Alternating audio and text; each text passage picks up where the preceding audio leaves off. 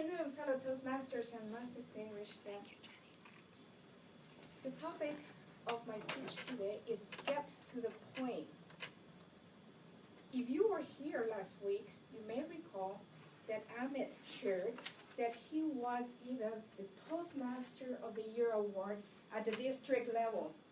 He also mentioned he was able to do so because Elizabeth's ability, marketing skills, and she put this 6-page document. And guess what? That gave me an idea for my topic today.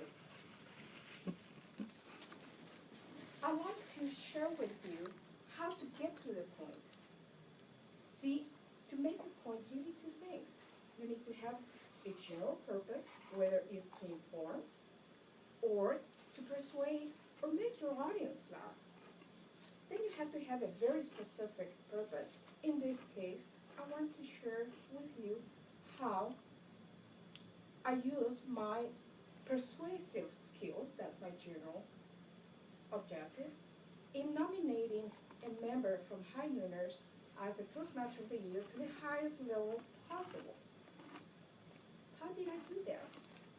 First of all, our district sent me a 3-page document listing criteria that I needed to use to get somebody nominated at the club level.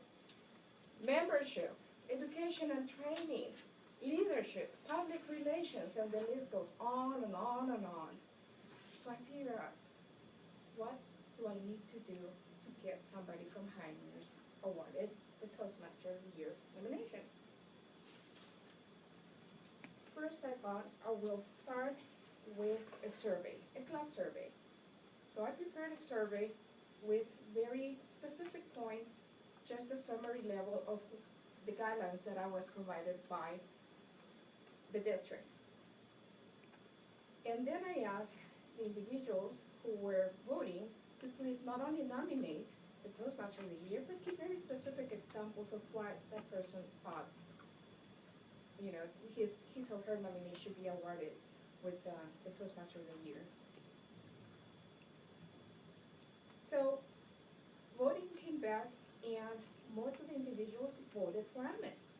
And they gave very good and specific examples of why he should be the Toastmaster of the Year. Okay. That was easy, I thought. I have already somebody nominated at the club level, and that person is extremely strong. That was easy. I said to myself, I had to reflect, self-reflect. Write it down. I had to self-reflect, how could I build up this strong, compelling evidence that our club Toastmaster of the Year should be nominated at the area level. And also it needed to be strong enough that once he was awarded at the area level, our area governor at that time, Sadhu, could use my information to bubble that nomination to the district level. I'm scratching my head and self-reflecting again, and lo and behold, guess what? Ladies and gentlemen, Mr. Amit Ghosh had the bright idea of sharing his Toastmaster resume. Yes, he has a Toastmaster resume. Would you believe that? He emailed me that, and the list is like during the last 2 years or so, dates on when he joined the different clubs, when he completed his competent manual, when he achieved this bronze level and the silver level, and the list goes on and on. And I said, great, now I have good material. I completed the form as they requested. And I said, this is boring. And I said, please see attachment. And I prepared a first-page document, almost like an executive summary, saying, from here to here, I have 5 bullets that say why Amit should be nominated. And then the rest of the document were all the comments that each one of you who nominated Amit provided, those comments. So then I decided I'm going to use all this information that Anna gave me and put it in an appendix. So I just formatted it pretty, and I said, okay, club memberships. He belongs to 3 different clubs, and he started in 2012 here and 2013 there. Educational achievements, again, when he achieved the different, when he completed the different manuals as competent communicator, silver, bronze, etc. Fall and spring contest, how many times he competed and how many times he actually won at the different levels, club, area, division, district.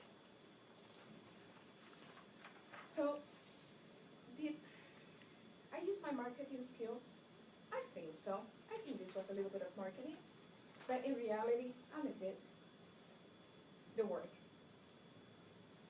And now, to conclude, I want, and I hope that I have shared with you, that's my general purpose, how I was able to nominate Ahmed to the highest level, and that was my specific objective. For my topic today, my general purpose was just to inform, to share with you. And my specific purpose, again, was to use an example of how I got the nomination prepared and got Ahmed, High Lunar member, awarded to the highest level possible as the Toastmaster of the Year.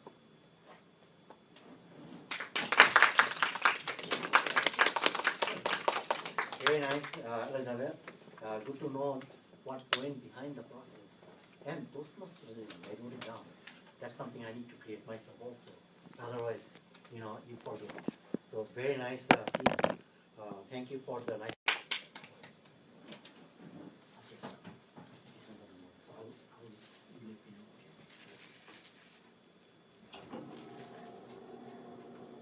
Good afternoon, Toastmasters, fellow Toastmasters, and distinguished guests.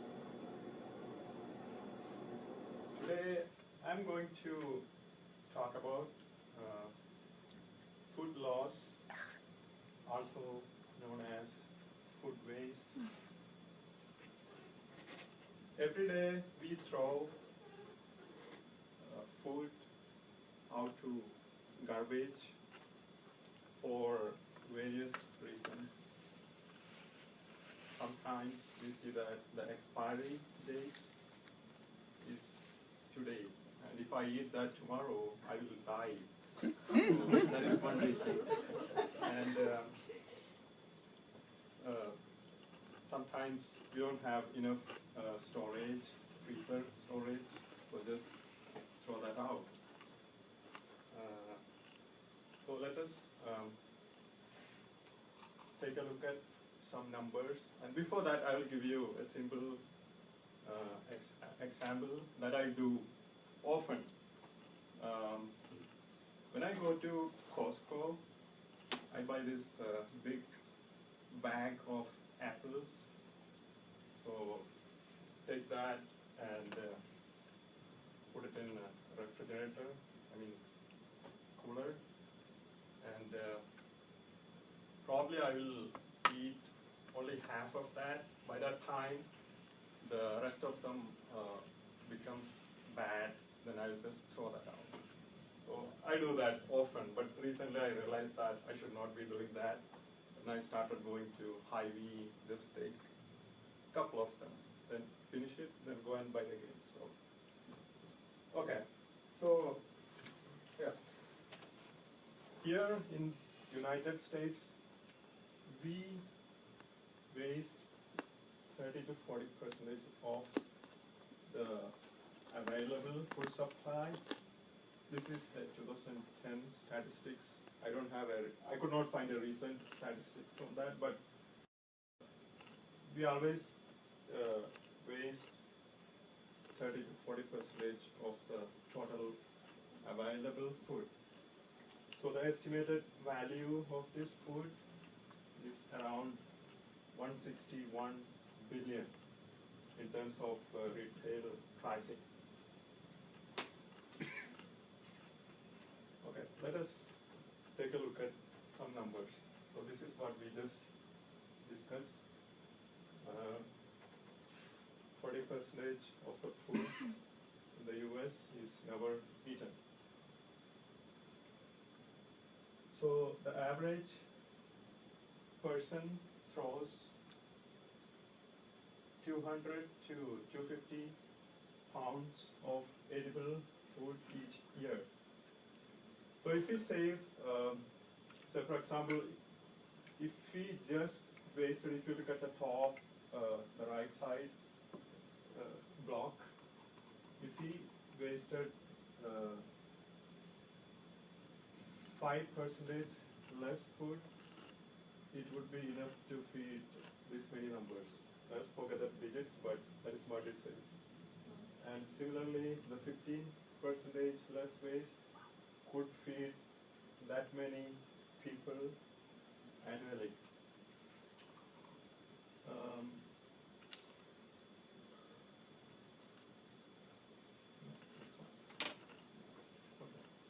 So what will happen if we waste a lot of food? There are a lot of consequences for that. The number one is climate change. All this food waste that goes to landfill produces methane. It's a greenhouse gas. So the greenhouse gas usually it produces a lot of heat. It causes global warming. Methane is, when compared to carbon dioxide, it is more deadly than carbon dioxide. So the second impact is for water. So the volume of surface or groundwater used during production process of all this produce is 3 times volume of Lake Geneva. So that means a lot of water is wasted. And land use, unused food occupies almost 30% of the world's agriculture land area. So let's take a look at a quick fact. So this percentage is based on 100. So for example, if we waste seafood and meat, I think that's the most wasted food item. So if I buy, for example, I'll give a simple number. If I buy seafood for $100, I'll be throwing seafood for $25. So basically I'll be using only $25 worth of seafood. So like that, we waste 20% of vegetables and 17% of dairy products. So there's a major difference between developing and developed countries. In developing countries, the food loss is on storage and lack of infrastructure, but in developed countries, it is done by consumers. So we have, when we go through different steps of supply chain, we can see food waste. But if you look at this chart, the mostly it happens from consumer side. So we waste a lot of food items, and there are multiple ways to reduce that. Shop your refrigerator first. Buy only what you needed and donate. Freeze, then compost food scraps. And there are a lot of benefits. It saves money, reduces methane, conserves energy, and supports your community by providing donated untouched food. So the biggest benefit is price drop. If you use less food, less food wasted, more food available in the market. So as per the demand and supply equation, that eventually reduces food price. And we talked about food waste and ways to reduce food waste. And the next time you throw excess food, remember 1 in 6 Americans is food insecure, and ask, why can't I treat food as a natural resource that should not be wasted? Thank you.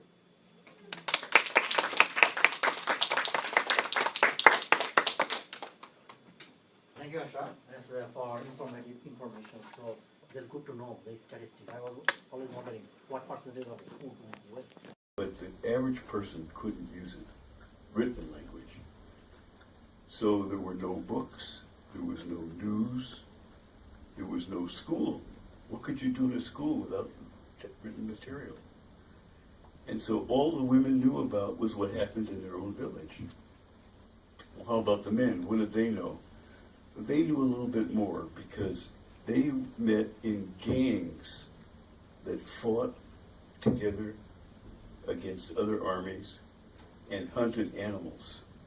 And so the men had more mobility and more knowledge of the rest of the world than the women did, which they never shared because they didn't live with them and they couldn't write them.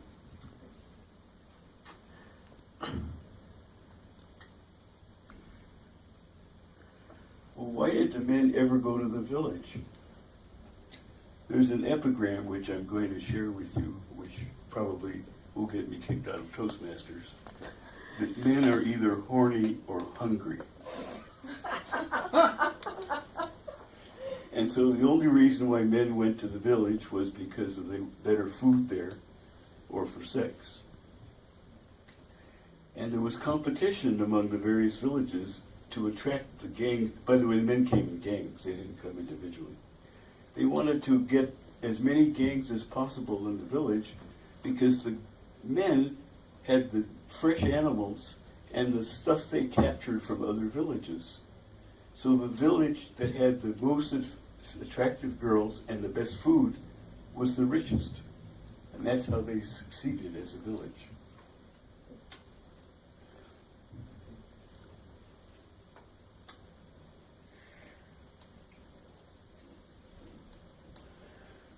Okay, I guess we've covered enough of 3,000 years ago. You might say, so what? We don't live that way anymore. Well, let's go to New Guinea, Papua New Guinea, where there's a tribe of natives there that have been there for thousands of years in a continuous community without a written language. How do you keep a language, how do you keep a community together without a written language? Can anybody guess? It's like Toastmasters. They acted out the legend and the stories that were the whole history of that tribe. And who do you think they acted it out for? The young men, of course. The young men were indoctrinated by these stories and songs, and they memorized them. It was sort of like our learning the Bible. They took these very seriously. But the question is, how did the teachers know what the culture of the tribe was? They used what's called a storyboard. Does that word mean anything? They used planks of wood from trees with painted pictures on them. And the chiefs used these storyboards to act out the legend and the stories to teach the young men. And that's how the continuity kept going. But once again, it was only for the men. Well, what about now? Are we any different? Guess when marriage was really officially part of the church? Can anybody guess how far back that is? The Middle Ages. I'm sorry? The Middle Ages. It was in the Theory of Trent, the Treaty of Trent, 1500, was the first time the church involved itself in marriage. Before that, we didn't have official marriages. There were some informal relationships, but we didn't keep track of the men either before that. Do you know who Jesus' father was? No. No one kept track of men in those days because we didn't understand paternity. So once again, there was a difference between men and women. We always knew who the mother was, of course, but we didn't know who the father was until around 1500 BC, 1500 year BC, AD. Now there was another aspect of the old thing that I forgot to mention. The culture of the tribe, of each clan, was to make the young girls look as attractive and sexual as possible to attract the men. And they also taught the women how to take care of crops and cooking so that they could handle the food. Now what's the point of all this?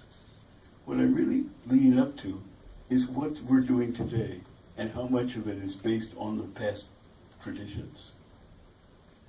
Much of what I told you is still continued, especially in our institutions, the way we treat women in institutions, like especially the Catholic Church.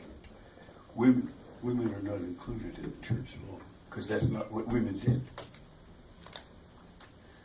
Well, before I close up, I'd like to know if there's any comments or questions you would like to make. I'd like you to feel free to give your opinions. So how are women today different than they were 3,000 years ago? Would you say? How are women different today than they were 3,000 years ago? There's a lot of hangovers, isn't there? That's the whole point of my talk. Now let's talk for a minute about the future. I'm going to break the rules a little bit since that's the red light. Marriage is not so popular nowadays. It's less popular now than it was a few years ago. Women still take care of their appearance very much more than men do. And the big effect, which I'd like to self-reflect about, is when are we going to have a female president of the United States and a female pope?